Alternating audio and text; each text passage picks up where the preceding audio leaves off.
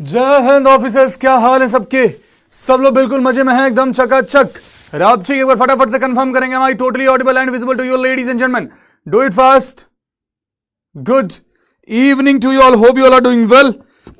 चलो भाई आ जाओ, शाबाश। So this is going to be the fourth and last lecture of binomial theorem. उम्मीद करता हूं अब तक जो भी चीज हमने पढ़ी वो सब कुछ आपको समझ में आया होगा और उस पर सवाल वगैरह भी आप सबने लगाए होंगे। अगर नहीं लगाए हैं तो बबुआ काहे नहीं सुधर रहे हो तुम? आए अरे लिखने वाला कहाँ गया? ये रहा। आज ये फटाफट से ऑल पॉजिटिव। ओके बाबू, ऑल पॉजिटिव। पीवाई को डन, शाबाश। आप कैसे हैं? हम तो हैंडसम हैं, आप बताइए आप कैसे हैं?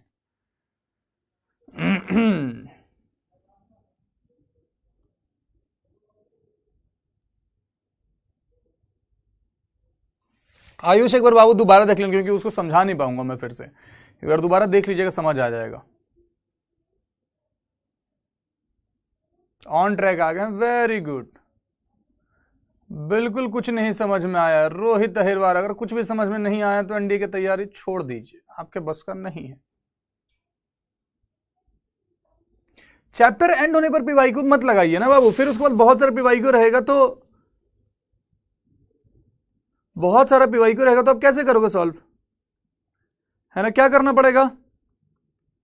विद टाइम लगाइए, साथ साथ लगाइए, तभी हो पाएगा ना। अब लास्ट में लगाने का सोचोगे तो थोड़ी हो जाएगा।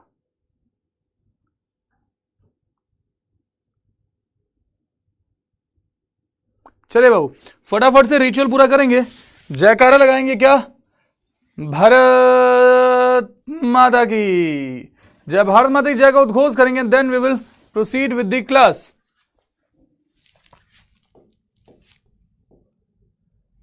ये होमवर्क था कि if the constant term in the binomial expansion of this is 405 then what is modulus of K. I am giving you 30 seconds, give it a try ladies and gentleman, give it a try.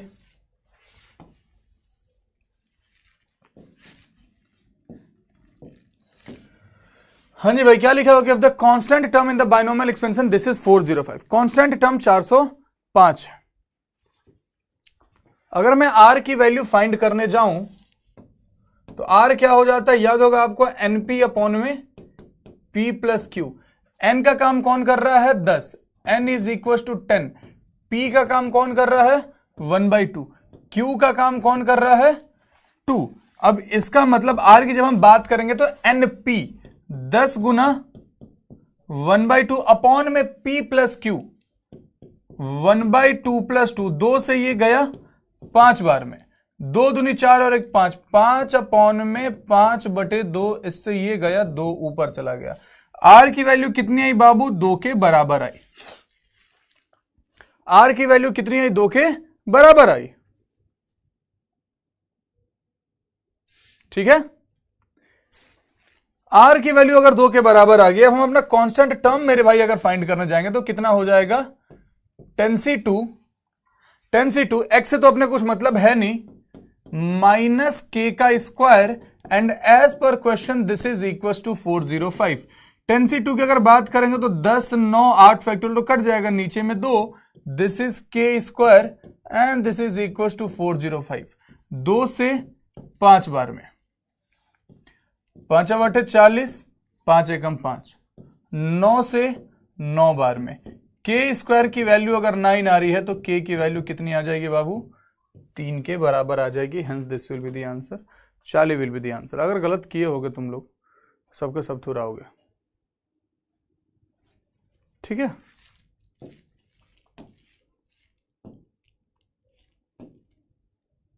Good enough.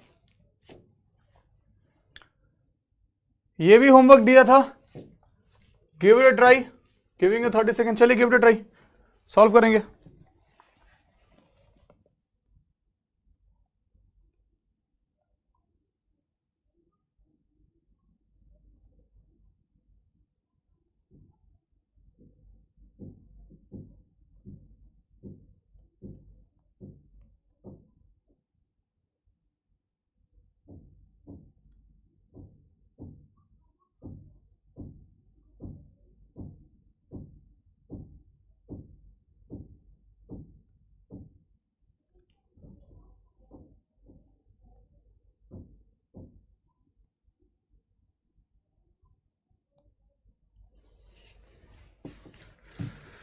चलिए, इसका भी hint आपको कल मैंने दे ही दिया था कि solve कैसे करना है। इस सवाल को सॉल्व कैसे करना था बाबू, आप इसको सिंपली लिख सकते थे 3 minus 2x and 1 plus 3x to the power -3। हमें x क्यूब चाहिए, तो हमें इस बात पे फोकस करना था, कल वाले क्वेश्चन 25 की जगह 256 आएगा, हो सकता है, कोई बात नहीं, जान दो ना उसको। 3 minus 2x 1 plus 3x to the power -3। हमें एक्स क्यूब चाहिए। एक्स क्यूब कब बनेगा, जब ये 3 कहीं इधर एक्स क्यूब से मल्टीप्लाई हो और ये x कहीं इधर एक्स स्क्वायर से मल्टीप्लाई हो। और अगर आपको ये जनरल टर्म याद होगा, जब पावर में माइनस रहे तो जनरल टर्म हम कैसे लिखते थे, TR plus 1, TR plus 1 minus 1 to the power R n, n plus 1, n plus 2,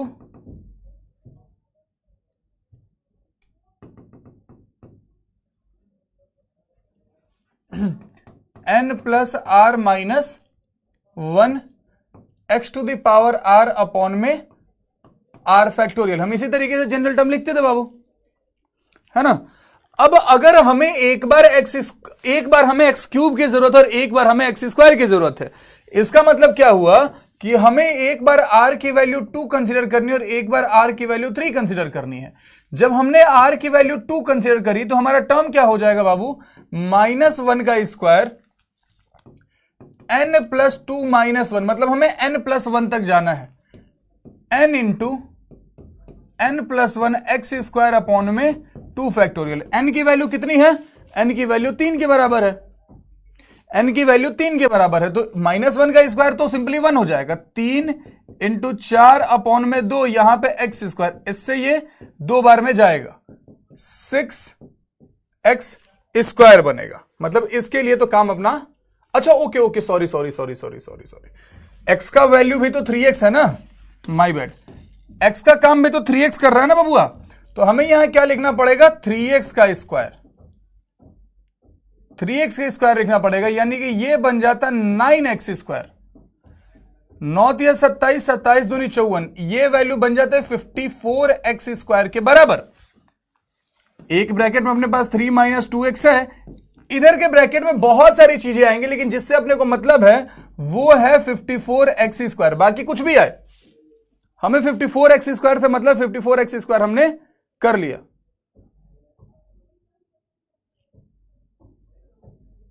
n minus R plus 1 आएगा। अच्छा, एक बार जाकर नोट्स देखो जरा,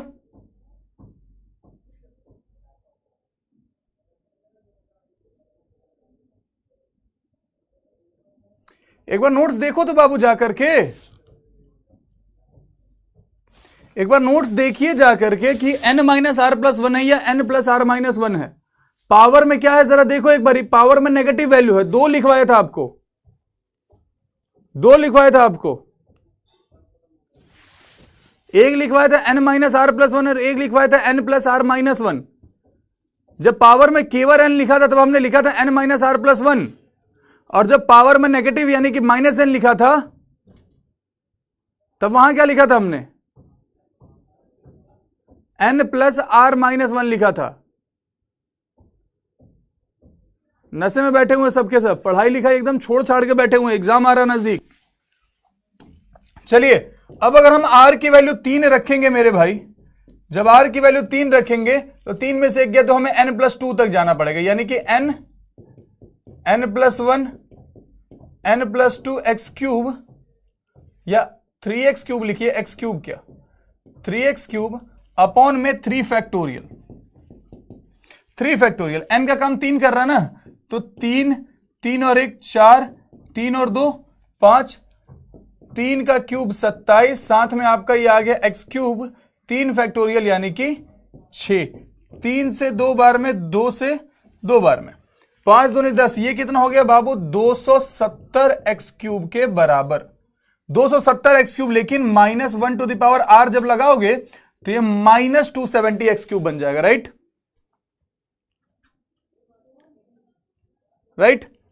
-270 एक्स क्यूब। हमने वही काम किया, एक हमने 54 एक्स स्क्वायर रखा और एक आ गया -270 एक्स क्यूब। अब ये कांस्टेंट वाला जब इससे मल्टीप्लाई होगा तो 27 दिया होता है 81 माइनस 810 एक्स क्यूब बनेगा। ये जब इससे मल्टीप्लाई होगा तो माइनस का 108 एक्स क्यूब बनेगा। फाइनल वैल्यू क्या बन रही है? 8 का 8, 1 का 1, 8 और 1 9 with a negative sign, minus 918 x cube. हमें बस कोफिशिएंट से मतलब है, तो this will be the answer, delta will be the answer. मेरा 48 लेक्चर का बैकलॉग है, मैं क्या करूं? अगला बैच लो।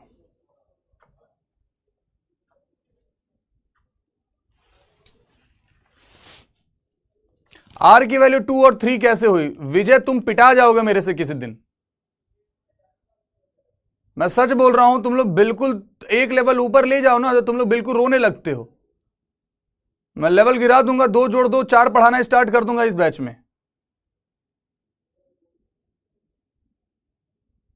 कल की क्लास तुम लोगों ने देखी नहीं है और टाइम पास कर रहे हो यहां आकर के। कितने लोगों ने कल की क्लास देखी है पूरी की पूरी? कल रिकॉर्डेड क्लास जो प्रोवाइड करी थी, कितने लोगों ने कल की क्लास देखी है?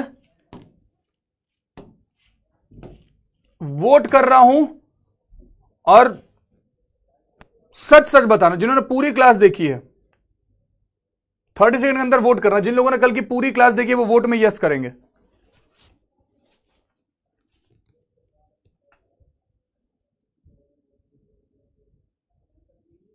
खुद से झूठ मत बोलना बाबू।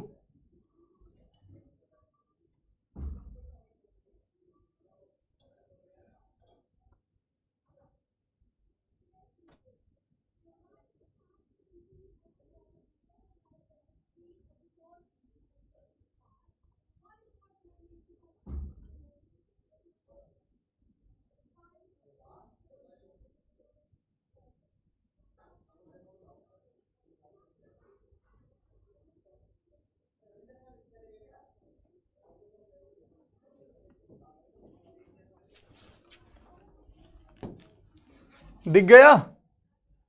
ये जो 20% बच्चे हैं, क्या उम्मीद करूं मैं इनसे? और मुझे तो नहीं पता चल रहा है ना कि इनमें कौन से 20% हैं। मुझे तो नहीं पता कि कौन से 20% हैं आप में से।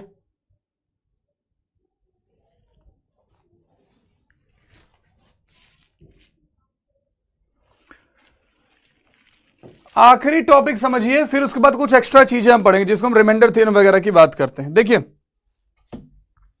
जिनको वहां पे आर समझ नहीं आया था, आर की वैल्यू 2 कैसे रखी थी, आर की वैल्यू 3 कैसे रखी थी, बाबू कल की क्लास जाकर के पहले देखो। मैं क्विकली बता रहा हूं, हमने जनरल टर्म पढ़ा था T r plus 1 minus 1 to the power r n n plus 1 n plus 2 up to n plus r minus 1 x to the power r upon में आर फैक्टोरियल।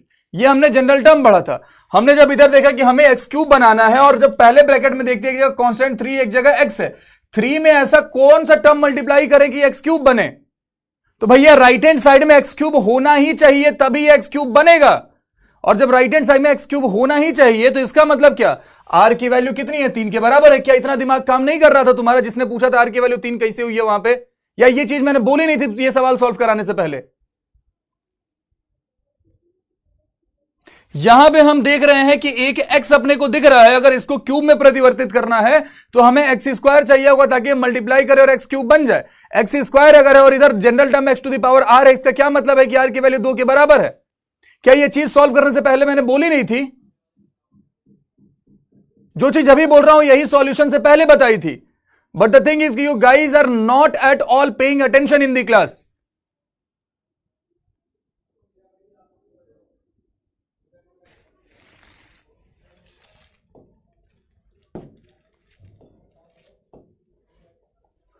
चलिए जरा बात करें लार्जेस्ट टर्म की। देखिए, largest coefficient की जब हम बात करते हैं तो that is a different thing. Largest coefficient तो हमेशा मिडिल टर्म का होगा, कोई दिक्कत नहीं। यहां पे लार्जेस्ट टर्म की बात करी जाती है। एग्जामिनर यहां पे आपसे पूछता है कि which term will be the largest term. उसके लिए एक रिलेशन आपको ध्यान में रखना है, क्या? n minus R plus 1 upon में R modulus B by A should be greater than equal to 1। इस इनइक्वालिटी की मदद से आप क्या करोगे? आर की वैल्यू निकालोगे, और जब आर की वैल्यू हमें पता चल जाती है तो हमें यह पता ही चल जाता है कि कौन सा टर्म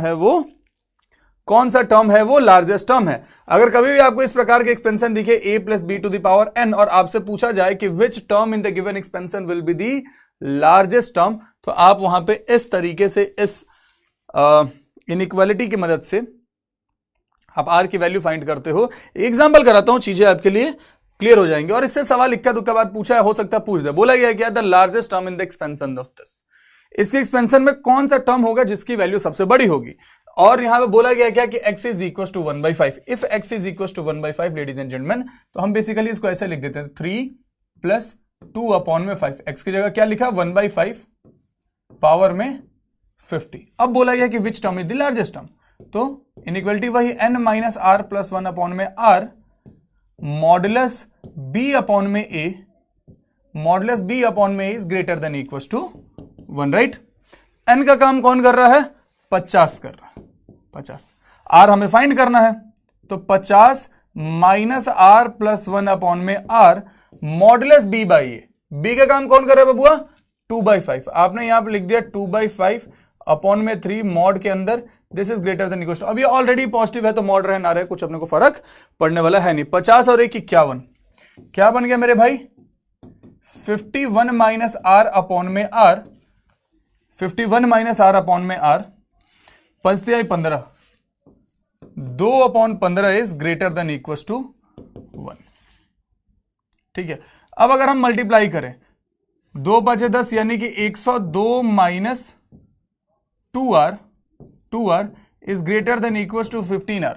अब जिसने एक्चुअली पढ़ाई करी होगी, अभी जो बात बोल रहा हूं ये सवाल उसी के मन में आएगा, बाकी किसी के मन में सवाल नहीं आएगा।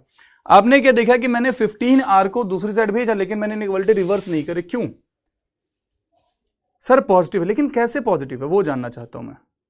15 तो पॉजिटिव है, आपने ये कैसे डिसाइड किया कि आर भी पॉजिटिव ही होगा, क्योंकि अगर पॉजिटिव नंबर मल्टीप्लाई डिवाइड करते हैं तो इनइक्वालिटी रिवर्स नहीं होता। और जब हमने इनइक्वालिटी रिवर्स नहीं किया है तो हम ये कंसीडर कर रहे हैं कि 15r इज पॉजिटिव। लेकिन कैसे पॉजिटिव, हम इस कंक्लूजन पे पहुंचे कैसे, बताओगे जरा, हम इस कंक्लूजन पे कैसे पहुंचे कि 15r हमारा पॉजिटिव है, बताओ जरा।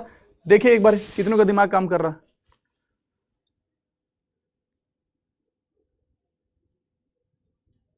R is always a whole number. Very good Prince Kushwaha, शाबाश। क्या प्रिंस कुशवाहा इस बैच का बच्चा नहीं है, इसके दिमाग में कैसे आया ये चीज, अशोक कुमावत के मन में कैसे आया ये चीज, number of always positive. Very good Sumit,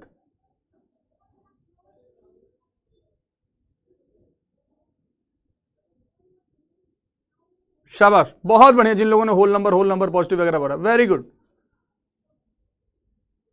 are is never positive, वाह उल्लू।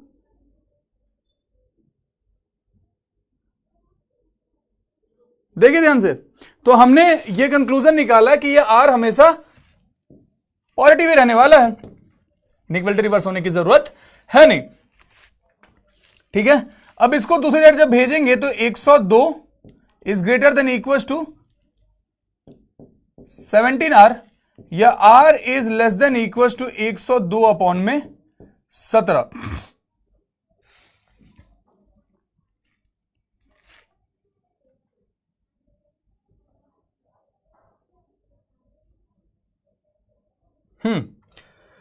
ध्यान से देखिए, अब यहां से हमारे r की वैल्यू कितनी आ रही है, 6 के बराबर। r is less than equal to 6, 6 तो होल नंबर ही है ना, 6 is whole number only, 6 is whole number only. तो हम r की वैल्यू सीधे 6 कंसीडर कर सकते हैं कि r इज इक्वल टू 6। लेकिन अब काम की बात समझिए, यहां पे ऑप्शन थोड़े आसान कर दिए। ये 5th के जगह पे यहां पे लिखना चाहिए था 6th, यहां पे 6th रहता ना तो मजा आ जाता, यहां पे 6th रहता तो मजा आ जाता। ध्यान से देखिए, r की वैल्यू 6 आई है तो टर्म कौन सा होगा, अगर r की वैल्यू 6 आई है तो टर्म विल बी r+1 ना। इसी चीज में कंफ्यूजन होता है, और एग्जामिनर अगर पेपर में यह सवाल देगा तो पहला ऑप्शन वो 6th लिखेगा, क्योंकि उसको पता है कि जिस बच्चे को कॉन्सेप्ट आता भी है वो भी सॉल्व करके r की वैल्यू पहले 6 ही निकालेगा, और वो जल्दी जल्दी में ऑप्शन नंबर ए को मार्क करेगा, और तब वो गलत होगा। इस चीज का बाकायदा ख्याल रखिएगा जब भी आप बायनॉमियल थ्योरम के सवाल लगा रहे हैं। If r is equal to 1, term will be r+1, यानी कि 7th टर्म। क्या ये बात आप सबके छोटे से भेजे में उतर गई है मेरे भाई, कंफर्म करेंगे। हाँ, थाला फॉर अ रीजन। अब चमगादड़ हर जगह थाला फॉर अ रीजन है। हम भी धोनी के फैन हैं, बस इसका मतलब क्या। चलिए अब देखिए, अब जरा बात कर लेते divisibility rule and remainder theorem की। जो चीज पीएनसी के जब आप पीवाईक्यू लगाओगे तो परम्यूटेशन कॉम्बिनेशन के पीवाईक्यू में आपको इस प्रकार के सवाल देखने मिलेंगे कि अगर इसको इससे डिवाइड करेंगे, why r is 6+1, get the hell out of my class. जिसने पूछा है कि वाई आर इज 6+1, पहले तो तुम्हारी इंग्लिश भी बहुत खराब है ना, बेइंतहा खराब है तुम्हारी इंग्लिश। मैं ऐसा बोलता नहीं हूं, लेकिन है तुम्हारी खराब, क्योंकि तुम टाइम पास करो। तुम्हें भी पता है 6+1 क्यों किया गया। तुम्हारे चैट से तुम्हारी साइकोलॉजी पढ़ सकते हैं हम। ठीक है बाबू, तुम्हारे साथ खेलने की कोशिश मत करना। Don't try to play with coach. धागा खोलने में टाइम नहीं लगेगा हमको, उल्लू कहीं के।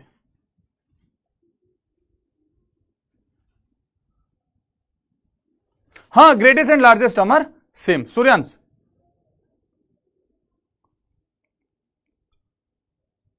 ग्रेटेस्ट एंड लार्जेस्ट आर समर सेम। वहां पे greatest coefficient, greatest binomial coefficient अगर पूछे तो ध्यान रखिएगा उस बात का,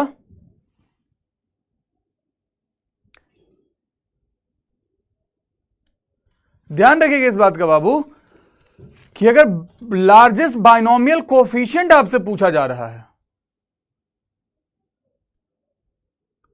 तो उस केस में जो मिडिल टर्म का कोफिशिएंट होगा वो आप कंसीडर करेंगे, कि जो मिडिल टर्म होगा उसको आप बोल देंगे कि this term will have the largest binomial coefficient.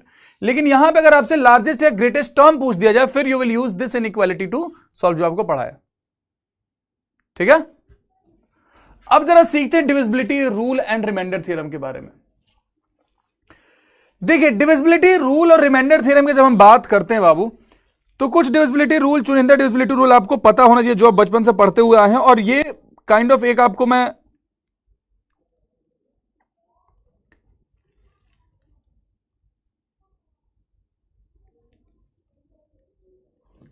अब ये समझिए कि ये आपको मैं एक तरीके का क्या बोलते हैं, असाइनमेंट देता हूं कि आप डिविजिबिलिटी रूल जो होते हैं अलग अलग नंबर के, वो आप खुद अपने नोट्स में लिखेंगे, जहां से लिखिए। ये कुछ अलग से नई चीज नहीं लिखनी है। 2 का डिविजिबिलिटी रूल क्या होता है, 3 का डिविजिबिलिटी रूल क्या होता है, 4 का क्या होता है, 5 का क्या होता है, और जिसका मस्ट है वो मैं खुद आपको बता देता हूं, जिनका अक्सर पूछा जाता है। 2 का यूज होता है last digit must be divisible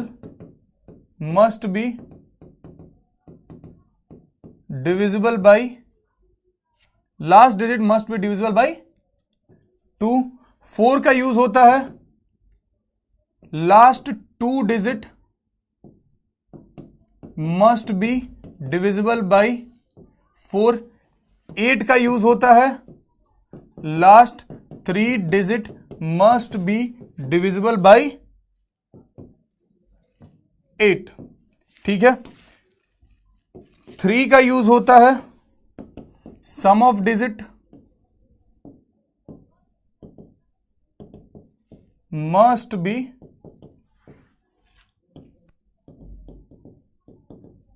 divisible by 3। 6 का यूज होता है number should be divisible by 2 and 3 both. कुछ चुनिंदा मैंने लिखवा लिए जो सबसे ज्यादा यूज होते हैं अलग अलग सवालों में। इसके अलावा अगर कुछ है तो that is a kind of assignment जो आप खुद करोगे। अब बात है रिमाइंडर थ्योरम में। देखिए, ये जो रिमाइंडर थ्योरम है, एक्चुअली में जो रिमाइंडर थ्योरम है बाबू, ये आपके सिलेबस का हिस्सा है नहीं, बट इससे सवाल आसान हो जाते हैं, इसलिए इसको सीखना जरूरी है ना। इससे सवाल आसान हो सकते हैं, इसलिए इसको सीखना ज्यादा जरूरी है। इस पे आएंगे। रिमाइंडर थ्योरम काम कैसे करता समझिए, एग्जांपल से आप इसको समझ पाएंगे। मान लीजिए कभी अगर लिखा हुआ है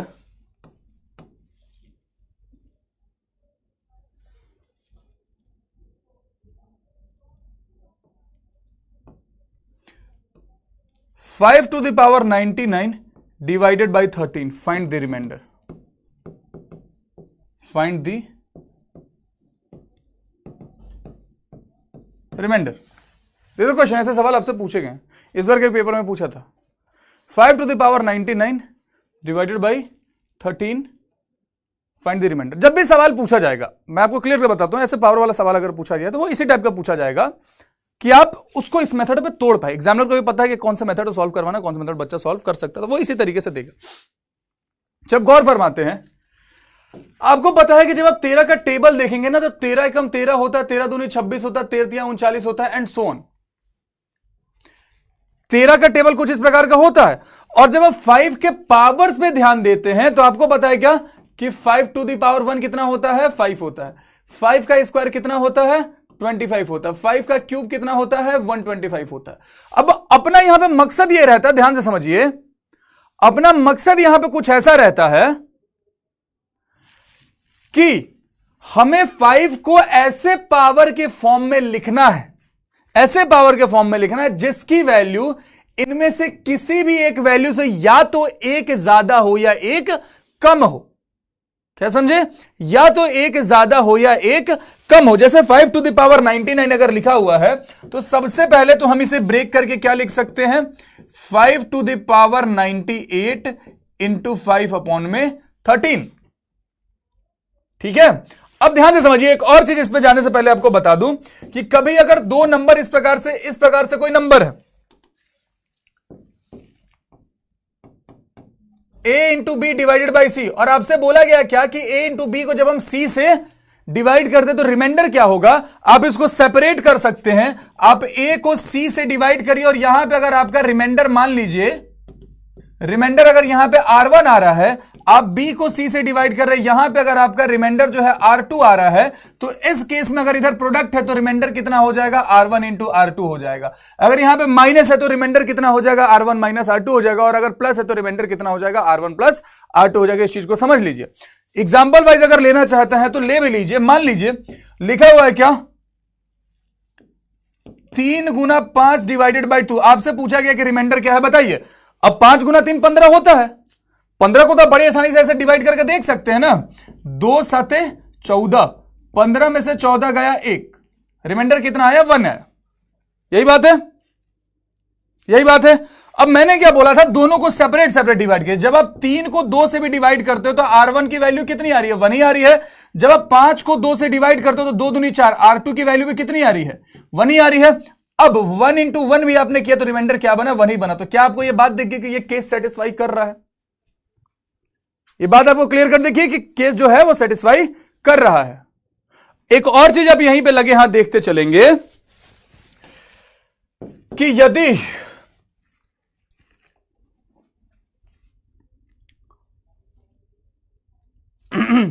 खैर वो बता ही देता हूं, चलो यार। मान लो कि कभी अगर लिखा हुआ है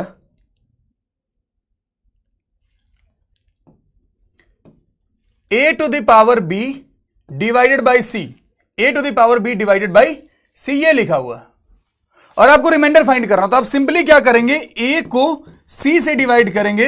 अगर रिमाइंडर r1 आया है तो इसका रिमाइंडर कितना हो जाएगा, r1 to the power b के बराबर हो जाएगा। अगर यह r1 to the power b c से बड़ा दिखे ना, तो आप इसको फिर से डिवाइड करके सेपरेट रिमाइंडर फाइंड कर सकते हैं। फॉर एग्जांपल मान लीजिए लिखा हुआ है 81 डिवाइडेड बाई 2, रिमाइंडर क्या होगा ये बताइए। 81 डिवाइडेड बाई 2 रिमाइंडर क्या होगा बताइए। r की वैल्यू मांगी गई है, तो आप इसको करोगे भी तो आप बोलोगे 81 है ना।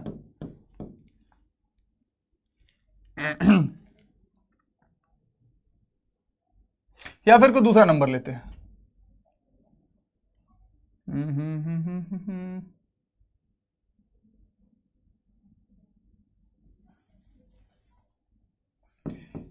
एक 125 डिवाइडेड बाई 3 करते हैं, 125 डिवाइडेड बाई 3 करते हैं। 125 को जब हम 3 से डिवाइड करेंगे तो रिमाइंडर क्या आएगा जरा देखें, 3 चौक 12, कट गया 5, 3 चौक 12, 3 एकम 3, रिमाइंडर कितना आया, 2 के बराबर आया। इसको हम चाहते तो ऐसे भी लिख सकते थे ना, 5 का क्यूब अपॉन में 3। अब हम 5 को जब 3 से डिवाइड करते हैं, 5 को 3 से डिवाइड करते, ये तो क्लियर कट है कि रिमाइंडर कितना आएगा अपना, रिमाइंडर इज 2। मैंने क्या बोला कि फाइनल रिमाइंडर होगा 2 का क्यूब, और 2 का क्यूब कितना होता है? 8 होता है। 8 तो 3 से बड़ा है। 8 क्या है? 3 से बड़ा है। तो आप इस 8 को 3 से डिवाइड कर दीजिए अलग से। 3 दूनी 6, 8 में से 6 गए, दो रिमाइंडर, यहां से भी 2 ही आया, यहां से भी 2 ही आया। तो ये केसेस अगर आप समझ गए हैं कि ये किस प्रकार से काम करता है, तो अब आप इसको समझ सकते हैं। जो चीजें यहां पे यूज रही है वो आपको पहले बता दिया। इस 5 टू द पावर 98 को बाबू हम क्या लिख सकते हैं? 5 square to the power 49 into 5 divided by 13। 5 का स्क्वायर कितना होता है? 25 होता है। तो 25 to the power 49 into 5 divided by 13। अब एक बात बताइए, 13 के टेबल में 25 नहीं आता। 13 के टेबल में 25 नहीं आता। जैसे अगर मैं बोलूं कि 25 को 13 से डिवाइड के जो रिमाइंडर क्या होगा बताइए। किसी चमगादड़ ने क्या करा कि 13 दूनी 26 लिख दिया और 25 में 26 घटा के बोला कि भैया रिमाइंडर कितना है? -1 है। बोल दिया कि रिमाइंडर कितना है? -1 है। मैंने बोला कि हाँ ठीक है, सही है, बट थोड़ा सा चेंजेस करो, क्योंकि बचपन से आप पढ़ते आए होने कि रिमाइंडर कभी नेगेटिव हो नहीं सकता। तो रिमाइंडर जब नेगेटिव हो नहीं सकता, रिमाइंडर जो यहां -1 लिखा हुआ है ना, एक्चुअल रिमाइंडर अगर फाइंड करना है तो बस इसको यहां माइनस कर दीजिए। 13 माइनस 1 कितना हो जाएगा? 12। This will be the remainder. Same चीज यहां पे एप्लीकेबल होगा। अब हमें पता है कि 13 के टेबल में 25 नहीं आता है, बट 13 के टेबल में 26 आता है, और अगर 26 आ रहा है तो उसके अकॉर्डिंग हमारा रिमाइंडर कितना बच रहा है? -1 बच रहा है। तो हमने क्या बोला, जब इसे हमने 13 से डिवाइड किया तो हमारा रिमाइंडर हो रहा है -1 टू द पावर 49, और 5 तो ऑलरेडी 13 से बहुत छोटा है। 5 तो ऑलरेडी 13 से बहुत छोटा है, इसको हमने सेपरेट रिमाइंडर ही मान लिया। बोला क्या कि यहां पर रिमाइंडर जो होगा वो 5 के बराबर हो जाएगा। -1 का पावर अगर ऑड है तो ये -1 के बराबर ही रह जाएगा। -1 इंटू 5 कितना हो गया बाबू? -5। अब हमने बोला क्या कि यहां पर रिमाइंडर अपना -5 के बराबर आ रहा है। लेकिन अगेन वही बचपन से पढ़ी हुई चीज कि remainder can never be negative. If remainder can never be negative ladies and gentleman, तब हम क्या करेंगे? सिंपली 13 में से 5 घटा देंगे और बोलेंगे अपना जो रिमाइंडर होगा that will be 8। This is remainder theorem. इससे बेस्ट सवाल पूछे जाते, फिर पूछे जाएंगे। एक PYQ डाला भी था आपके लिए बाबू, जहां तक मेरे ध्यान में है। जैसे ये सवाल, ध्यान से देखिए, find the remainder when 7 to the power 103 is divided by 25। 7 to the power 103 is divided by 25। अब हमें पता है क्या कि 7 का जब हम पावर देखेंगे तो 7 टू द पावर 17 होता है, 7 का स्क्वायर 49 होता है। और जब हम 25 का टेबल देखेंगे तो 25 से कम 25 होता है और 25 दूनी 50 होता है। मिल गया 49-50 का पेयर। जब 49 और 50 का पेयर मिला तो हम अब बड़े प्यार से लिख सकते हैं क्या कि थोड़ा सा कुछ चेंज करा हमने और लिखा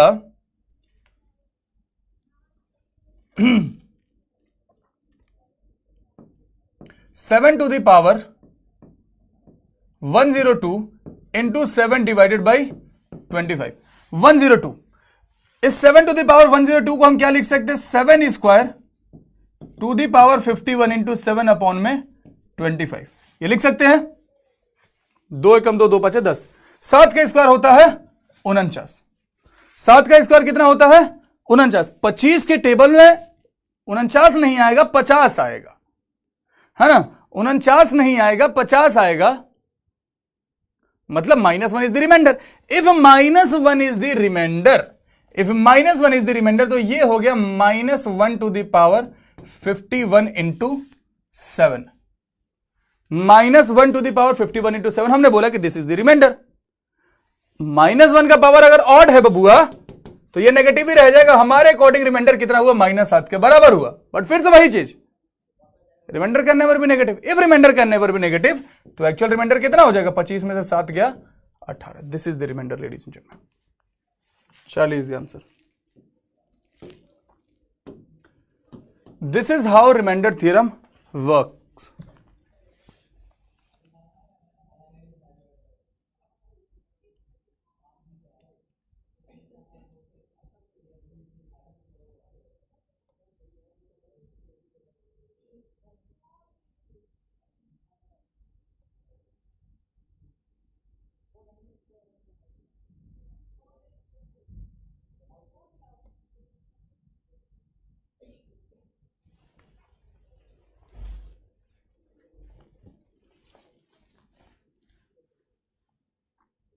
क्लियर है बबुआ?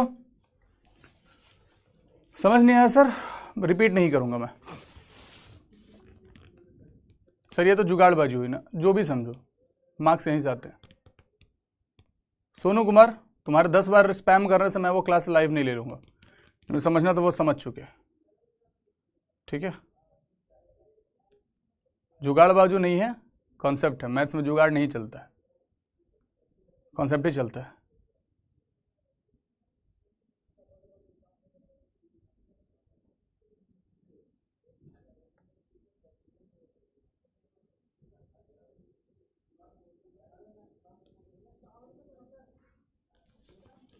चलिए आगे बढ़ते जरा।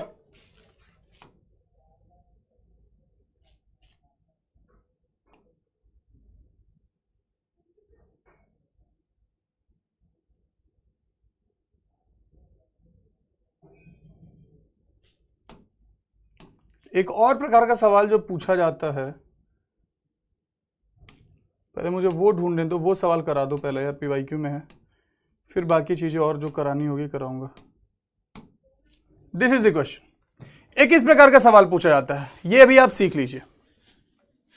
पोल तो लगा दो सर जी, क्या था पोल का आंसर, क्या था बाबू?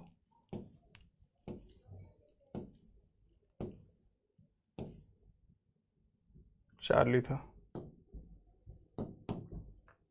ध्यान से देख लीजिए, एक इस प्रकार का सवाल भी पूछा जाता है पेपर में, बहुत ध्यान से समझ लीजिए, फिर से पूछा जाएगा।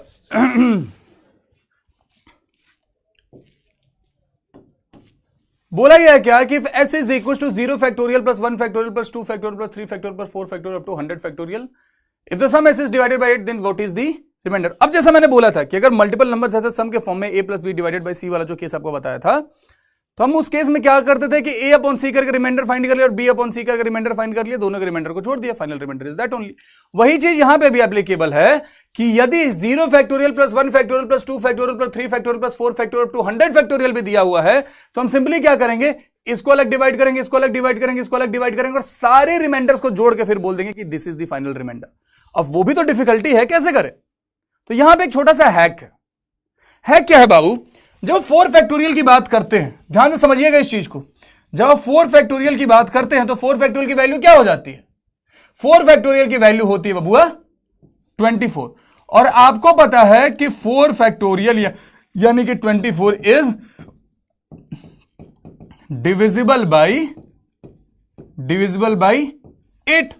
अगर 4 फैक्टोरियल 8 से डिविजिबल है तो इसका क्या मतलब होगा कि 4 फैक्टोरियल से आगे के जो भी फैक्टोरियल्स होंगे वो सबके सब 8 से डिविजिबल होंगे। ऐसे कैसे भैया? समझिए, अगर मैं बात करता हूं 5 फैक्टोरियल की, तो 5 फैक्टोरियल आप क्या कर सकते हो, 5 इंटू 4 फैक्टोरियल डिवाइडेड बाई 8 करेंगे, इससे ये 3 बार में गया, मतलब 5 फैक्टोरियल डिवाइडेड बाई 8। अगर मैं 6 फैक्टोरियल की बात करता हूं तो 6 फैक्टोरियल में तो 6, 5, 4 फैक्टोरियल है ही, अगर ये डिविजिबल है तो ये पूरा भी डिविजिबल है। This is basics of mathematics. अगर ये भी नहीं समझ आ रहा है तो बाबू क्या बोलूं मैं आपको, 10वीं 11वीं तो बहुत गलत तरीके से फिर पढ़ के आए हो तुम, है ना। अगर जैसे लिखा हुआ है a into B divided by C, अगर लिखा हुआ है, if this b is completely divisible by C, तो हम क्लियर कट बोल सकते हैं ना कि a b is divisible by C. अगर a इंटू बी है and b is completely divisible by C, तो हम क्या बोलेंगे कि a b is also divisible by C. जैसे अगर मैं कभी लिख देता हूं कि 4x अपॉन में 4 ऐसा लिखा, और मैं बोलता हूं कि x की कौन कौन सी वैल्यूज के लिए, ध्यान से सुनिए, x की कौन कौन सी वैल्यूज के लिए ये 4x 4 से डिविजिबल होगा, तो अब क्या बोलोगे कि हर एक वैल्यू के लिए 4x 4 से डिविजिबल होगा। अब x की वैल्यू कुछ भी रख दीजिए, 4x जो है वो 4 से डिविजिबल होगा, क्योंकि ये 4 हर बार कट जाएगा जो यहां मल्टीप्लाई में है। तो अब x की वैल्यू चेंज करते जाइए, 4 तो हर बार कटता जाएगा, तो 4x will always be divisible by 4। Same चीज यहां पे वो आपको समझाने का प्रयास कर रहा हूं कि अगर 4 फैक्टोरियल बाबू 8 से डिविजिबल है, तो 4 से ऊपर के जितने भी फैक्टोरियल बनेंगे, चाहे वो 5 फैक्टोरियल हो, 6 फैक्टोरियल हो, 7 हो, 8 हो, 9 हो, 10 हो, 12 हो, 14 हो, 15 हो, 1500 फैक्टोरियल क्यों ना हो, वो भी 8 से डिविजिबल होगा ही। तो इसका क्या मतलब है? इसका क्या मतलब है बाबू कि जब इस पूरे को हम 8 से डिवाइड करने जाएंगे तो 4 फैक्टोरियल से आगे के सब क्या हो जाएंगे, खत्म हो जाएंगे, क्योंकि उसके आगे रिमाइंडर अपना 0 हो जाएगा। उसके आगे रिमाइंडर क्या हो जाएगा बबुआ? उसके आगे रिमाइंडर हमारा हो जाएगा 0। अब 0 फैक्टोरियल की वैल्यू आपको पता है कितनी होती है? 1 होती है। 1 फैक्टोरियल की वैल्यू क्या होती है? 1 होती है। 2 फैक्टोरियल की वैल्यू क्या होती है? 240 है। और 3 फैक्टोरियल की वैल्यू क्या होती है? 6 होती है। आप चाहो तो सेपरेट सेपरेट रिमाइंडर निकालो या इनको जोड़ के रिमाइंडर निकाल दो। 6 और 2 8, 8 2 10। जब आप 10 को 8 से डिवाइड करोगे तो रिमाइंडर क्या आएगा बबुआ? Remainder will be 2। Simple, this is the answer. 40 is the answer. क्या ये बात आपके जहन में उतर गई? एक बार 30 सेकंड के अंदर सब लोग आंसर इसका मार्क भी कर देंगे। Do it fast.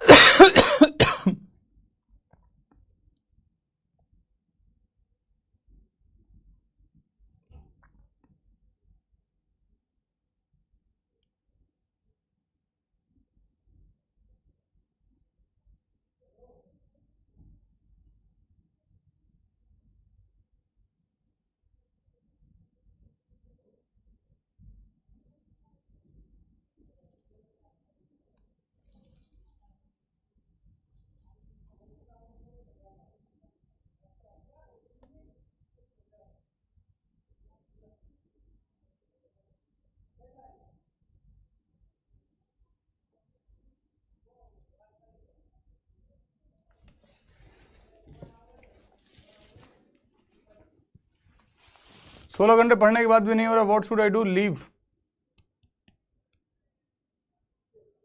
हाँ, 2025 में भी आया था। तो अब क्लास से बाहर जाओ ना बाबू, बाद में देख लेना। दिमाग क्यों खराब कर रहे हो? बाद में देख लेना, तुम्हारा दिमाग थका हुआ होगा मे बी। जब फ्रेश माइंड से देख लेना रिकॉर्डेड।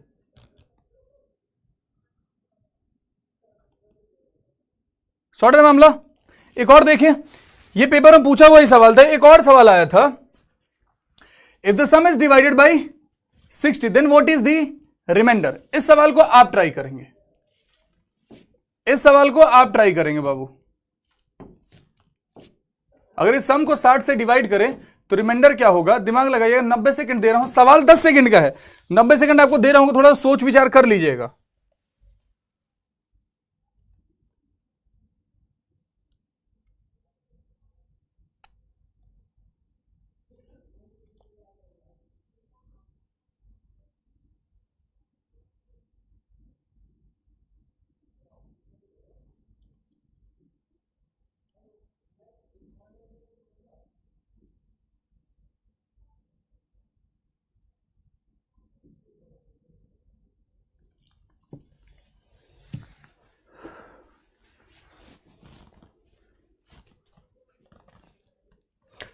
करे solve.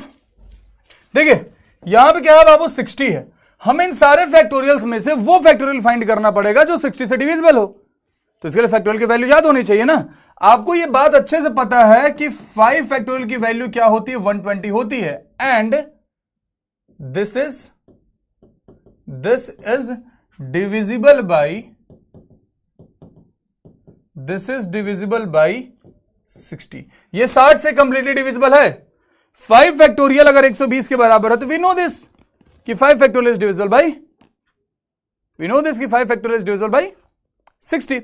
If 5 factorial is divisible by 60 ladies and gentleman, तो आप क्या बोलोगे कि इसका मतलब इसके आगे के जितने फैक्टोरियल होंगे सबके सब 60 से डिविजिबल होंगे। दैट मींस हम इसके आगे वाले सबको काट देते हैं। जब हम 60 से डिवाइड करेंगे तो सबका अगर रिमाइंडर क्या आएगा? 0 आएगा। अब इनकी वैल्यू फाइंड करते हैं। 0 फैक्टोरियल का मतलब 1 factorial 1, 2 factorial 2, 3 factorial 6, 4 factorial 24 divided by 60। 24 है 30, 30 दो 32, 32 दो 34। जब आप 34 को 60 से डिवाइड करोगे, रिमाइंडर का ये ऑलरेडी बहुत छोटा है, तो सीधे इसी को बोल दीजिए ना कि दिस इज द आंसर। जब ऑलरेडी बहुत छोटा है तो दिस इज द आंसर। हाँ,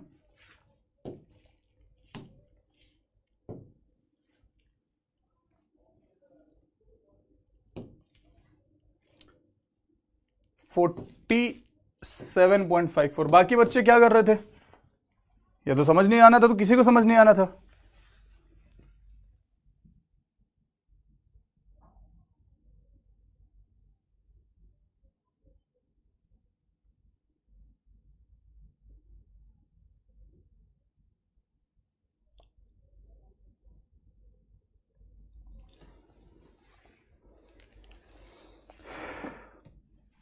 क्रिस्टल क्लियर।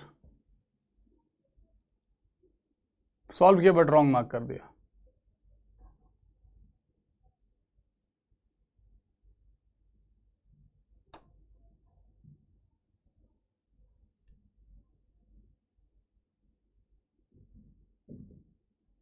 पोल मिस हो गया, कोई बात नहीं, कोई बात नहीं, कोई बात नहीं, कोई बात नहीं। और इनसे पे बेस सवाल फिर पूछे जाएंगे, अगेन एग्जामिनर इन पे बेस सवाल पूछेगा। जरा कुछ और बाइनोमियल सीरीज के कॉन्सेप्ट से एक बार देख लेते हैं, ये भी पूछे जाते हैं। ये कुछ इंपॉर्टेंट बाइनोमियल सीरीजेस हैं, these are some very very important binomial series, इससे बेस्ड भी सवाल पूछे गए हैं आपसे। I want to cry sir. Vanshika, बहुत गलत आदमी के सामने ये सब नाटक कर रही हो तुम।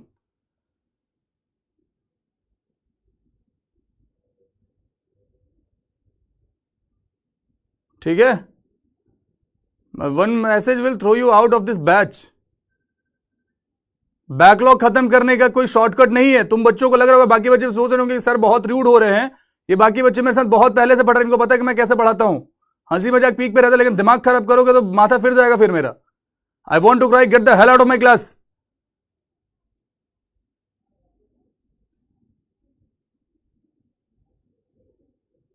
फौज में जाने का सपना देख रहे हो, कल को फौज में जाकर कुछ काम नहीं होगा तो sir I want to cry sir, sir I want to cry sir, I can't do this sir, लात मार के भगाएंगे वहां से तुम्हें फौज से बाहर। लड़का हो लड़की उनको फर्क नहीं पड़ता है। क्राई बेबी बनने की कोशिश मत करो, फौज जाएंगे ये लोग। अगर कर सकते तो करो, नहीं कर सकते तो लीव इट, कोई शॉर्टकट नहीं है किसी के लिए।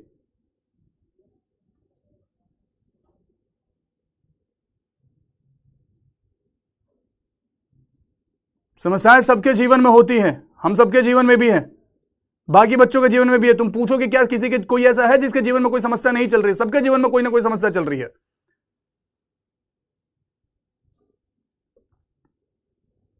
बट सब अपनी मेहनत कर रहे हैं, है ना? सबको अपने जीवन का लक्ष्य याद है, कोई यहां एक्सक्यूज नहीं दे रहा है कि sir I want to cry, मेरे से नहीं हो रहा, नहीं हो रहा, छोड़ दो।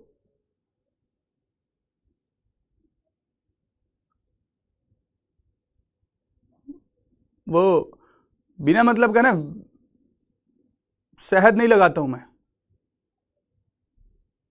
रगड़ कर रखूंगा तभी यहां से निकलते हैं बच्चे, मेरिट लिस्ट में आते ऐसे नहीं आते। चलिए देखिए जरा इंपॉर्टेंट बाइनोमियल सीरीज की बात करें हम। देखिए एक चीज मैं बता दूं, जरूरी नहीं है कि हर इंपॉर्टेंट सीरीज आपको याद हो। मैं बहुत क्लियर कट बोल रहा हूं कि जरूरी नहीं है कि हर इंपॉर्टेंट सीरीज आपको याद हो, और आपको हर इंपॉर्टेंट सीरीज, हर ये सीरीजेस आपको याद करने की जरूरत भी नहीं है, क्योंकि सवाल जिस प्रकार के पूछे जाते हैं वो लिमिटेड सीरीजेस से पूछे जाते हैं। अगर उन सीरीज के बाहर का कुछ पूछा गया, ध्यान से सुनिए,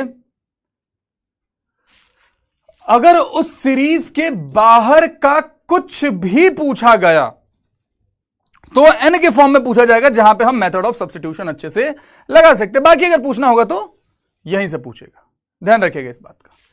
लिखा हुआ है क्या? C0 प्लस, अच्छा ये C0, C1, C2, C3 जो लिखा हुआ है, this is basically NC0, NC1, NC2, NC3 and so on. ये बाइनोमियल कोफिशिएंट्स का सम है। अगर ऐसा कभी दिखे NC0, NC1, NC2, NC3 up to NCN, तो इसका सम कितना होगा? 2 टू द पावर n के बराबर होगा। जैसे एक सवाल इसमें था भी, जहां तक मेरे ध्यान में है, ये नहीं है भाई, ये सवाल देखिए, ये सवाल देखिए, ये आई गेस पेपर में पूछा हुआ ही है, नहीं पूछा हुआ तो पूछ देगा। अब लिखा हुआ क्या कि 14C1 प्लस 14C, ये तो है नहीं यार, ये तो ऑड वाला आ गया, ये तो ऑड वाला आ गया, छोड़िए सिंपली वाला बता देते हैं यही बता देते। मान लीजिए लिखा हुआ रहता, मान लीजिए बाबू लिखा हुआ, वो सवाल करा देंगे, पोल लगा हुआ लगे रहने दो। अगर ऐसा लिखा हुआ रहता कि 14C0 plus 14C1 plus 14C2 up to कहां तक 14C14 की वैल्यू क्या होगी, तो अब सॉल्व थोड़ी बैठ के करेंगे, आपको ये याद होना चाहिए कि NC0 plus NC1 plus NC2 plus NC3 up to NCN की वैल्यू कितनी होती है? 2 टू द पावर n के बराबर होती है। अब फटाफट से बोलते हैं कि 2 टू द पावर 14 के बराबर होती है। अब उसके अलावा जब आपको याद होगा कि हमने साथ कल ही क्लास में आपको पढ़ाया ना, रिकॉर्डेड वीडियो जो दिया था, सम ऑफ बाइनोमियल कोफिशिएंट या सम ऑफ कोफिशिएंट वाला केस, जहां पे हम वेरिएबल्स की जगह 1 पुट कर देते थे, वहां पे 1 + x⁴ n वाला केस भी कराया था कि अगर कभी ऐसा पूछ दे कि sum of the coefficients of odd number, odd terms या sum of the coefficient of even term, क्या होता था 2⁻n-1। जरा ध्यान से देखो, क्या ये वही है? C0 C2 ये इवन वाले सारे, C0 C2 C4 C6 C1 C3 C5 ये ऑड वाले सारे, ये इवन वाले सारे, सम कितना होगा 2⁻n-1 के बराबर होगा। अब इस पे बेस्ड है वो वाला सवाल जिस पे हमने पोल दिया है, जरा फोकस करिए इस सवाल पे। लिखा हुआ क्या? 14C1 14C3 14C5 14C11। अब अगर सारे ऑड वाले होते, मतलब लिखा हुआ रहता 14C1 पूरे अगर रहते तो 14C3 14C5 up to 14C13, सारे ऑड वाले तो यही होते, 14C14 तो इवन हो जाता है ना, 14C15 हम कर नहीं सकते थे। अगर ये पूरा रहता 1 से लेकर के 13 तक सारे ऑड वाले होते तो इसका क्या होता आंसर? 2⁻n-1 14 - 1 यानी कि 2⁻13 अगर ये पूरा होता तब। लेकिन हमसे क्या बोला गया है कि सारे हैं, ये लास्ट वाला 14C13 गायब है। दैट मीन्स कि 14C1 14C3 14C5 up to 14C11, इसकी क्या वैल्यू हो जाएगी? 2⁻13 माइनस 14C13, और 14C13 की वैल्यू क्या होती है बाबू? 14 के बराबर हो जाएगी, है ना। दिस इज सिंपली 2⁻13 माइनस का 14, delta will be the answer. Mark कर दिया फटाफट से आंसर। हमको मिली है आज ये घड़ियां नसीब से, जी भर के देख लीजिए।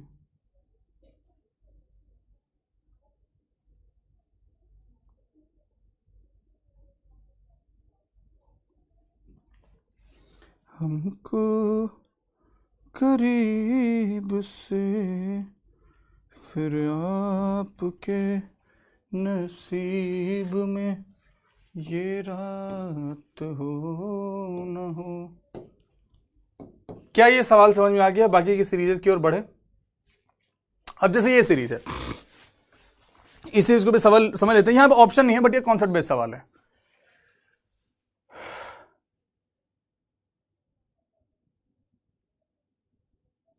यहां पे ऑप्शन नहीं है बट ये कॉन्सेप्ट बेस्ड सवाल है। हो सकता है एग्जामिनर ऐसा सवाल आपको दे दे आपके एग्जाम में ऑप्शन के साथ, या हो सकता है यही सवाल है। देखिए ध्यान से, लिखा हुआ 26C0 26C1 26C2 up to 26C13। अब ये ना ही ऑड वाला केस है ना ही इवन वाला केस है, ये तो कुछ अलग ही है, ये तो कुछ अलग ही है। ठीक है, गौर फरमाइए। हम इसको क्या लिख सकते हैं? 26C0 26C1 plus 26C2 up to 26C26 तक रहता। अगर अब अप टू 26C26 तक रहता तो हम क्या बोलते हैं? हम क्या बोलते हैं कि this will be equals to 2⁻26। हाँ कि ना? ये बात क्लियर है, ये बात क्लियर है। अब थोड़ा एक चीज और आप गौर फरमाएंगे बाबू, ये तो याद होगा ना कि NCR is equal to NCN-R। हाँ कि ना? याद है ये बात? बोलो। NCR is equal to NCN-R। हमने बोला क्या कि जो 26C0 की वैल्यू है वही वैल्यू 26C26 की होगी, जो 26C1 की वैल्यू है वही वैल्यू 26C25 की होगी, जो 26C2 की वैल्यू है वही 26C24 की होगी, और यही चीज बढ़ती हुई जाएगी। जो वैल्यू 26C12 की है वही वैल्यू 26C14 की होगी। हाँ कि ना? क्या ये बात क्लियर है? क्या ये बात क्लियर है? हम ऐसा बोल सकते हैं। हमें क्या पता चलेगा कि इस सीरीज में जो हमने यहां पे बनाया है इसमें सबके लिए पेयर अवेलेबल है, बस एक सिंगल बच जाएगा तुम्हारी तरह। जैसे तुम्हारे सारे दोस्तों के कपल मिलके बस तुम अकेले घूम रहे हो, है ना, तो तुम्हारी तरह बस एक ये 26 से 13 होगा, ये बस ये 26 से 13 होगा जिसका कोई यहां पे कपल नहीं होगा, जिसका कोई यहां पे पेयर नहीं होगा। हाँ कि ना, जीरो थप्पड़ मारेंगे, जीरो वाला कौन है बे? संकेतित चट्टे से मारेंगे जीरो। सारे तो प्लस में हो रहे हैं तो जीरो कैसे हो रहा है? माइनस में थोड़ी है इनमें से कोई उल्लू। तो हम क्या बोलेंगे कि इसका मतलब उसके अकॉर्डिंग हमने बोला कि 2 into 26C0, 26C1, 26C2, 26C12, ये सब के दो दो बन जाएंगे। तो हमने सब में से दो कॉमन ले लिया और बाहर कर दिया। ये 26 से 13 जो है ये अकेले बचा हुआ है, 26 से 13 अकेले बचा हुआ है। This is 2 to the power 26। अब अगर हमें, ध्यान से सुनिए बबुआ, यदि मैं दोनों साइड अपने मन से 26 से 13 ऐड कर देता हूं, दोनों साइड 26 से 13 ऐड करता हूं, इक्वेशन कोई फर्क पड़ेगा नहीं, तो ये क्या हो जाता? 2 into 26C0, 26C1, 26C2, 26C12 plus एक, तो ये पहले से 26 से 13 है ही, मैंने अपने मन से एक 26 से 13 ऐड किया और कंपनसेट करने के लिए इक्वेशन के दूसरी साइड भी एक 26 से 13 ऐड कर दिया। कंपनसेट करने के लिए ऐड करा दूसरी साइड भी 26 से 13। क्या किसी के पेट में कोई दर्द? माइनस करिए, अरे सांस लो यार, मुझे भी लेने दो प्रमोद, सांस लो और मुझे भी लेने दो।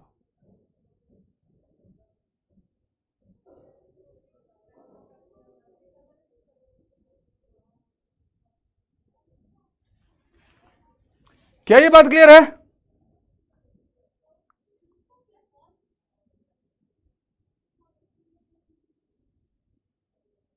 लेकिन सर 2 कॉमन क्यों ले? कैसे बच्चे हैं यार ये?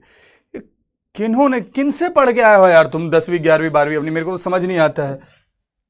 ये इतना लिखवाने के बाद भी अगर तुम्हें समझ में नहीं आ रहा है कि वहां पे 2 कॉमन क्यों ले गया है, तो तुम्हें कुछ समझ में नहीं आएगा। तुम्हें इस सीरीज में दिख रहा है कि यहां पे 26 से 0 है, यहां पे 26 से 26 है, ये दोनों सेम है, तो मैं इनको ऐसा लिख सकता था ना, 26 से 0 प्लस 26 से 0, इसको मैंने 0 के फॉर्म में लिख दिया, तो ये क्या हो जाता है? 2 इंटू 26 से 0। सिमिलरली इधर 26 से 1, इधर 26 से 25 है, तो वो क्या बन जाता है? 2 इंटू 26 से 1। सब में से 2 कॉमन ले लिया है। किस बच्चे को समझ में नहीं आएगा भाई?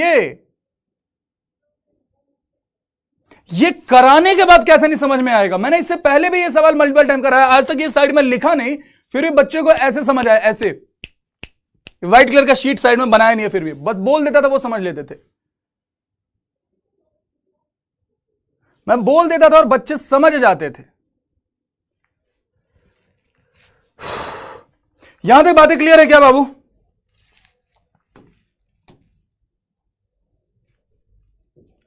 यहां तक बातें क्लियर है क्या? हमने इस इक्वेशन में हमने क्या करा?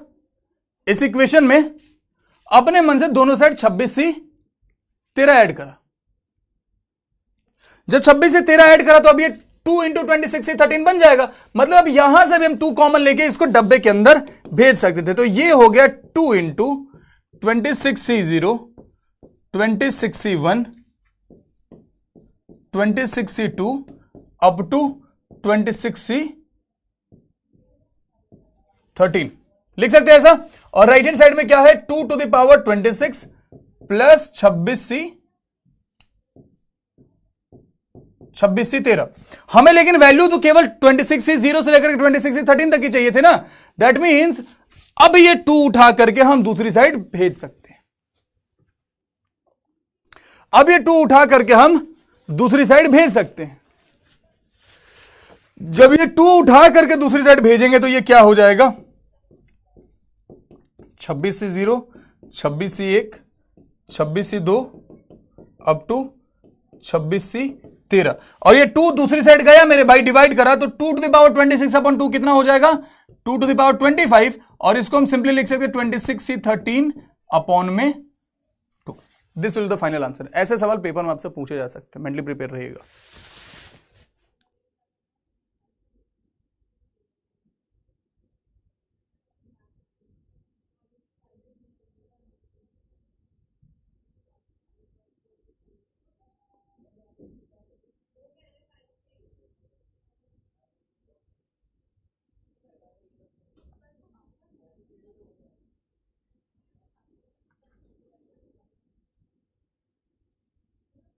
वंश के बेटा पढ़ाई कर लो यार, हो गया अभी प्लीज, वो सॉरी करने की जरूरत नहीं है, पढ़ाई पे ध्यान दे लो, है ना, पढ़ाई पे ध्यान दे लो।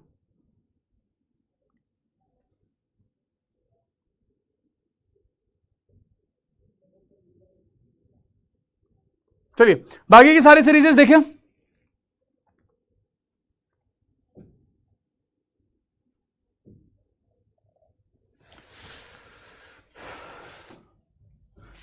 बाकी की सीरीज भी देख लेते हैं, और जो ज्यादा इंपॉर्टेंट है मैं उसे पिंक मार्क भी करता जाता हूं कि एटलीस्ट उनको आप याद कर लीजिएगा। ये आपके जहन में होना चाहिए और याद करना डिफिकल्ट भी नहीं है, ये आपके जहन में होना चाहिए और याद करना डिफिकल्ट भी नहीं है। इससे भी सवाल देखने को मिले हैं, C0 2C1, ये 3 4 ये सब मल्टीप्लाई में है, 3 into C2 4 into C3 n+1 into Cn, इसकी वैल्यू याद कर लीजिएगा, पूछा जा सकता है n+2 into 2 to the power n-1। पहले पेज पे जितने हैं सभी इंपॉर्टेंट है, ध्यान रखिएगा। C1 + 2C2 + 3C3 up to NCn, ये प्रोडक्ट में है, is equal to n into 2 to the power n-1। पढ़ के सुनाने क्या मतलब बनता है, पढ़ के सुनाने कुछ मतलब नहीं बनता है। लिस्ट आप अपने घर पे देख लीजिएगा, है ना, लिस्ट आप अपने घर पे देख लीजिएगा और नोट वोट में या स्टडी टेबल के सामने चिपका लीजिएगा इनको, जितना याद हो पाए कर लीजिए। अगर नहीं याद होगा तब कैसे सवालों से डील किया जाता है जरा मैं वो आपको बता दूं। जैसे ये सवाल है, now this is a question. अब एक बार सीरीज में अगर हमारे पास है तो आप वहां से सीरीज में से जाके देख लीजिए। C1 अपॉन में 2, C3 अपॉन में 4, C5 अपॉन में 6।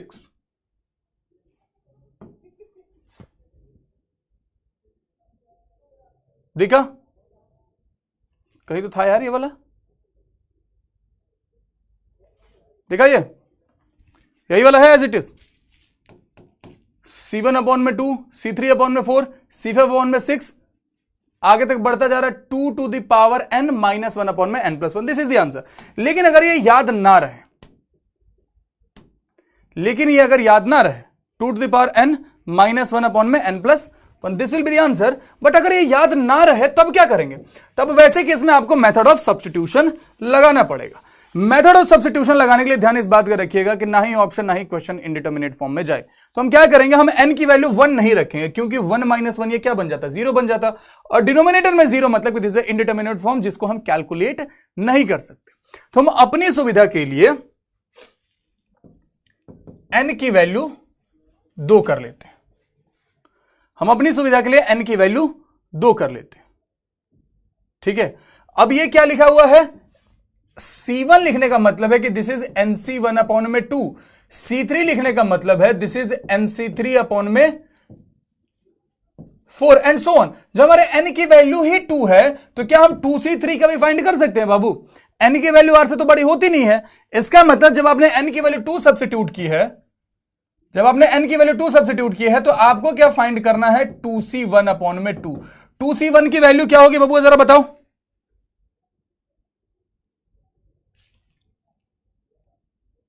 क्या होगी? 2C1 की जो वैल्यू होगी that will be simply 2 only. 2C1 is 2 only. आपने बोला 2 अपॉन में 2, इससे ये गया, फाइनल आंसर इज 1। अब ऑप्शन में जरा जहां जहां n है वहां 2 पुट करके देखते हैं कहां पे वैल्यू 1 के बराबर आ रही है। 2 का स्क्वायर 4, 4 + 1 5, यहां तो नहीं बना। 2 का स्क्वायर 4, 4 अपॉन 3 नहीं बना। 2 का स्क्वायर 4, 4 + 1 5 नहीं बना। यहां पे जैसे आए 2 का स्क्वायर 4, 4 में से 1 जाएगा और नीचे में 2 + 1 करेंगे, 4 में से 1 गया 3, 3 अपॉन में 3, कट कुटा के फाइनल आंसर इज 1। हमें 1 की जरूरत थी, हमें 1 मिल गया, मेथड ऑफ सब्स्टिट्यूशन से अपना आंसर डेल्टा हो गया। तो ये बात समझिए कि जरूर नहीं है कि आपको सारे सीरीजेस याद हो, बट अगर याद करेंगे, मैक्सिमम आपको याद रहा तो आपको फायदा ही होगा, नहीं याद रहा तो इस तरीके से मेथड ऑफ सब्स्टिट्यूशन से आप सवालों को सॉल्व कर सकते हैं।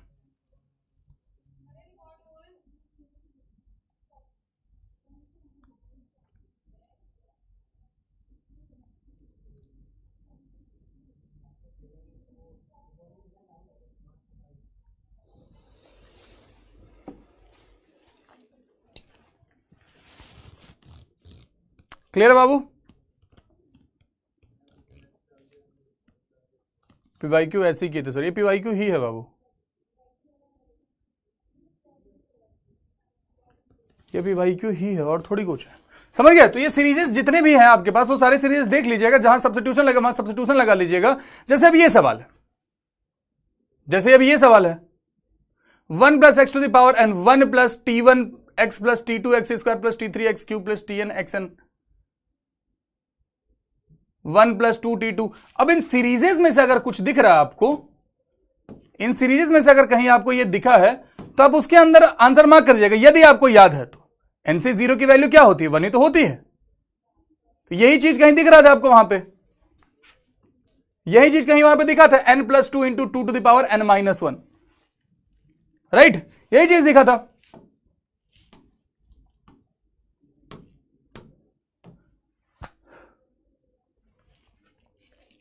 लेकिन यदि याद नहीं है चीजें, यदि चीजें याद नहीं है, तब आप क्या करोगे?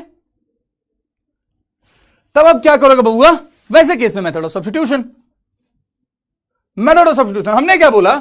हमने बोला गया कि भैया हमारे n की वैल्यू 2 है, हम लिख देंगे कि this is nothing but 1 plus X का whole square, and if this is 1 plus X का होल स्क्वायर, ये कैसे खुलेगा? 1 plus 2x plus x square. अब इसको कंपेयर करना स्टार्ट करते हैं।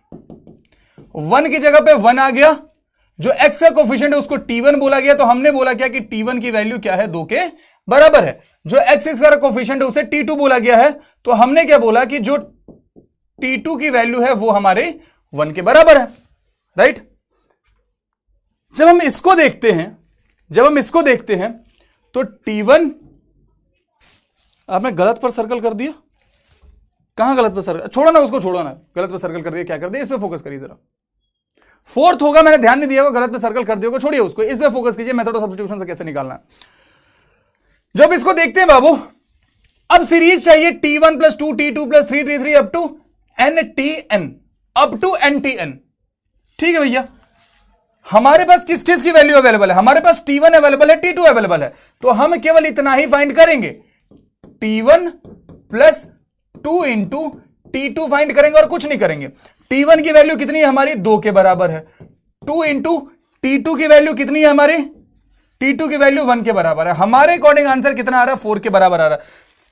अब जरा देखते हैं, ओहो ये तो गड़बड़ हो जाएगा, 2 जगह 4 बन रहा है, फिर तो ऐसे, अगर 2 जगह 4 बन गया फिर तो दिक्कत है। 2 जगह 4 बना है तो हम क्यूब तक भी जाकर के इसको सॉल्व कर सकते हैं। ये और ये एलिमिनेटेड, या तो ये आंसर होगा या तो ये आंसर होगा, इन दोनों में से कोई एक आंसर हो सकता है ना? तो वैसी परिस्थिति में ये भी अच्छा हुआ, ये 2 ऑप्शन वाले फंस गए। वैसी परिस्थिति में मेरे भाई आपको क्या करना पड़ेगा? तुक्का कतई नहीं मारना है। अब इनमें से किसी एक को अगर एलिमिनेट करना है, इनमें से किसी एक को अगर एलिमिनेट करना है तो आप क्यूबिकल वाला कर सकते थे। आप ऐसे बोल सकते थे कि हम 1 प्लस एक्स का होल क्यूब ले लेंगे, ये कर सकते थे ना? ये तो एक्सपेंड करना कोई बड़ी बात नहीं है।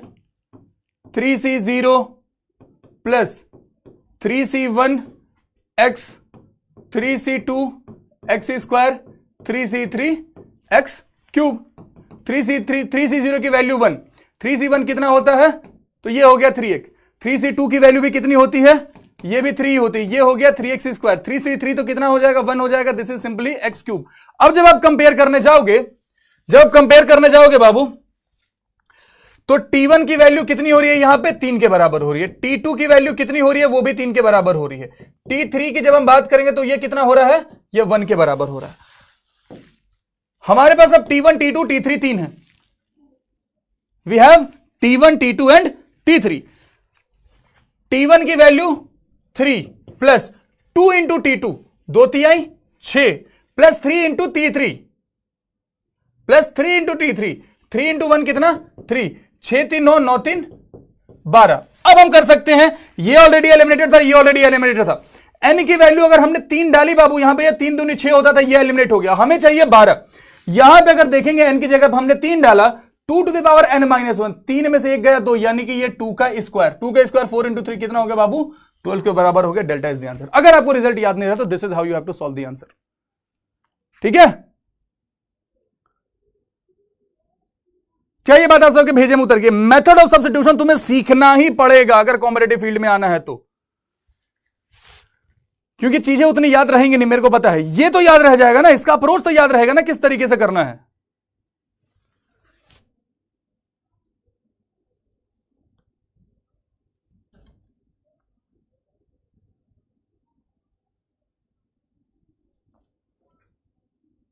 मैंने जब पढ़ाना स्टार्ट किया था यूट्यूब वगैरह पे, तो मैंने इस मेथड से बड़े सारे सवाल निकलवाए। तो बहुत जो पुराने टीचर्स हैं इस फील्ड के, उन्होंने मेरे को पानी पी पी के स्टार्टिंग में बड़ा गरियाया था। ये उस समय तो उम्र भी और कम थी ना, आज से करीब करीब मैं 3 साल पहले की बात बोल रहा हूं। तो उन्होंने पानी पी के बड़ा गरियाया था, अतुल सोरान तुम अपने जीवन में केवल नेगेटिविटी ढूंढोगे और कुछ नहीं। ठीक है, अगर 12 रहेगा तो 4 डाल के देख लेना एक्सपेंड करके, मूर्ख। पानी पी के गरियाए थे कि इतने कम उम्र का आया है, ऐसे नहीं होता है, ये होता है, वो होता है। और अब सब टीचर उस तरीके से पढ़ा रहे हैं।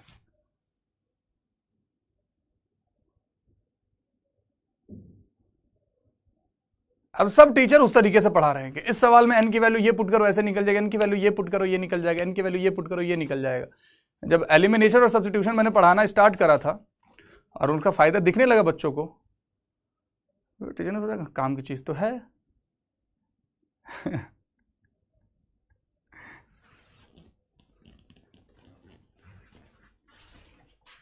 लेकिन इसका मतलब ये नहीं कि सब कुछ मेथड ऑफ सब्स्टिट्यूशन से ही करोगे। अब ये हो जाएगा बाबू, ये हो जाएगा, मैं उम्मीद करता हूं। नहीं यार, कोई चीटिंग वीटिंग थोड़ी होती है। मैथ क्या मेरा है? मैथ मेरा है क्या? लोग बोलते रहते हैं, लोग बोलते रहते हैं कि इन्होंने मेरा शॉर्ट ट्रिक चुरा लिया, इन्होंने मेरा वो कर लिया। मेरे को भी बहुत लोग टारगेट करते रहते बिना मतलब। मैं बट ठीक है भैया, हम चुरा लिया आपका। मैथ किसी के पापा का है?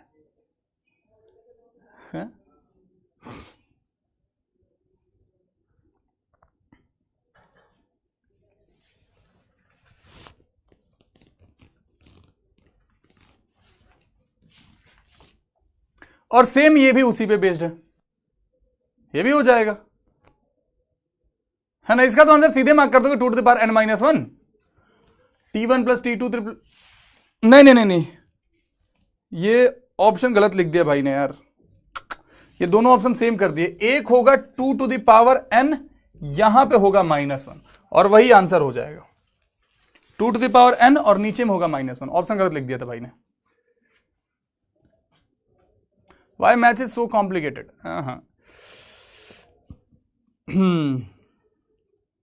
Every beautiful thing is little bit. Every beautiful thing is little bit complicated. है ना?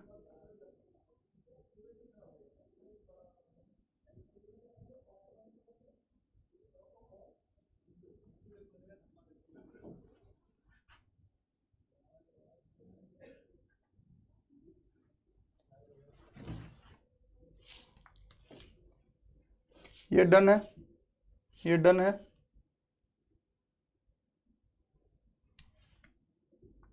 अच्छा ये सवाल देखो, this again very beautiful question, paper में पूछा हुआ सवाल है, सारे कॉम्बिनेशन के प्रॉपर्टी पे पूछे हुए सवाल है। ये सब के सब, ये सब के सब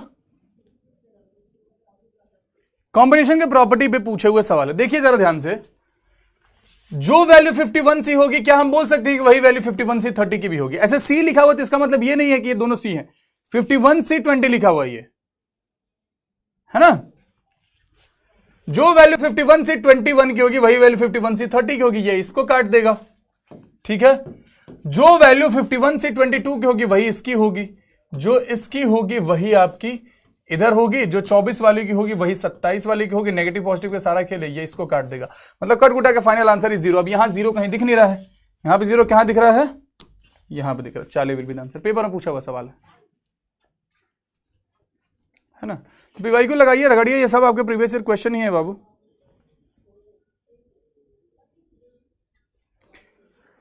ये सब आपके प्रीवियस ईयर क्वेश्चन ही हैं, लगाना तो पड़ेगा ना। अब ये भी पेपर में पूछा हुआ सवाल है, ये पीवाईक्यू मैंने पिछले 5 साल में से उठाए हैं। If 3nC2n is equal to 3nC2n - 7 then what is the value of NCn - 5। जरा ध्यान से देखिए, ये अगर लिखा हुआ है 3nC2n is equal to 3nC2n - 7, अगर ये लिखा हुआ 3nC2n is equal to 3nC2n - 7, तो याद आया NCX is equal to NCY। अगर याद है आपको कि NCX is equal to NCY, तो इसका मतलब x plus y is equal to n। That means हम यहां बोल सकते हैं कि 2n प्लस 2n माइनस 7 की जो वैल्यू है वो 3n के बराबर है। 2n प्लस 2n कितना हो गया? 4n minus 7 is equal to 3n। ये इधर जब आ जाएगा तो n की वैल्यू कितनी आ गई? 7 के बराबर आ गई। अब हमसे क्या पूछा गया था? NCn माइनस 5, यानी कि 7C 7 में से 5 गया 2। 7C2 की वैल्यू क्या हो जाती है? 7 6 5, तो खत्म हो जाएगा 2। 2 से 3 बार में final value is 21। Clear?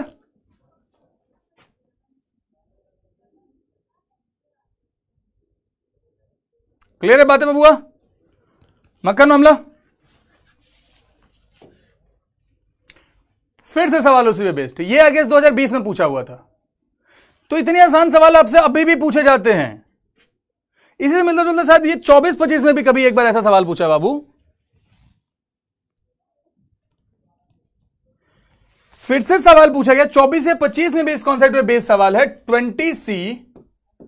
20C n plus 2 की जो वैल्यू है वही वैल्यू 20C n माइनस 2 की अगर है तो आप बोल सकते हो ना कि n plus 2 plus n minus 2 जो है वो 20 के बराबर है। 2 से 2 गया, 2n की जो वैल्यू आई वो 20 के बराबर आ गई, तो n की वैल्यू आपने सीधे बोली कितनी आई? 10 के बराबर आ गई।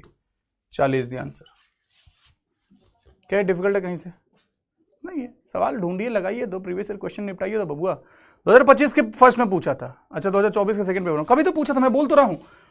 तो बाइनोमियल अगर आपके लिए आ रहा है, बाइनोमियल अगर आपके लिए आ रहा है बबुआ, तो फिर तो आप समझिए कि बाइनोमियल सारा आपके लिए the coefficient of the sixth term has the highest value of the coefficient of third term is equal to the value of the coefficient of ninth term। इस सवाल का जवाब देंगे, जरा देखिए, जरा लिखा हुआ है क्या? लिखा हुआ है क्या कि among all the coefficient of the term, coefficient का मतलब यहां पे बाइनोमियल कोफिशिएंट होगा क्योंकि और कोई कांस्टेंट टर्म दिख नहीं रहा। संध्या कुमारी हिंदी में बोल लो। पीवाईक्यू ही है तो हार्ड क्वेश्चन के बैठ के बनाओ, उठा के देख लेना पीवाईक्यू और अपना क्लास का नोट्स। मूर्ख। Among all the coefficient of the term, the coefficient of sixth term has the highest। बताइए क्या ये सही है? क्या ये सही है? मिडिल टर्म का कोफिशिएंट हाईएस्ट होता है। अगर यहां पे अपने को 10 दिखा तो 10/2 + 1 यानी कि 5 + 6, जो 6 टर्म होगा उसका कोफिशिएंट हाईएस्ट होगा। यस और नो बाबू? यस और नो बाबू? ये बिल्कुल सही है। फर्स्ट स्टेटमेंट इज बिल्कुल करेक्ट। थर्ड टर्म की जब हम बात कर रहे हैं, ध्यान से देखिए, तो इसको हम क्या लिखते हैं? T2 + 1, और इसका कोफिशिएंट क्या हो जाएगा बाबू? 10C2 के बराबर। जब हम बात कर रहे हैं नाइन्थ टर्म की, तो इसको हम लिखेंगे T8 + 1, और इसका कोफिशिएंट क्या हो जाएगा? 10C8 के बराबर। तो इट इज ऑब्वियस कि 10C2 की जो वैल्यू होगी वो 10C10 - 2 यानी कि 10C8 के बराबर ही होगी। 10C2 will be equal to 10C8, both 1 and 2 will be the answer. क्या ये बात क्लियर है? क्या ये बात क्लियर है देवी और सज्जनों? कंफर्म करें एक बारी। बोथ आर करेक्ट, शाबाश। बाकी इसके आगे की चीजें जो भी हैं वो आप सॉल्व करेंगे। इसी के साथ बाइनोमियल थ्योरम आपका होता है समाप्त। अब अगली क्लास में हम अगला चैप्टर पढ़ेंगे जो भी होगा। THANKYOU। Thank you for cooperating with me. हम मिलेंगे बहुत जल्द अगली क्लास में। तब तक के लिए जहां हो हंसते रहो, खेलते रहो, मुस्कुराते रहो, पढ़ाई रेगुलर करते रहो, स्ट्रेस फ्री, अपना ख्याल रखो। Ladies and gentleman, have faith in yourself. You all are going to make it this time. India is waiting for you and we are also waiting to see you all in form. तब तक के लिए जय हिंद.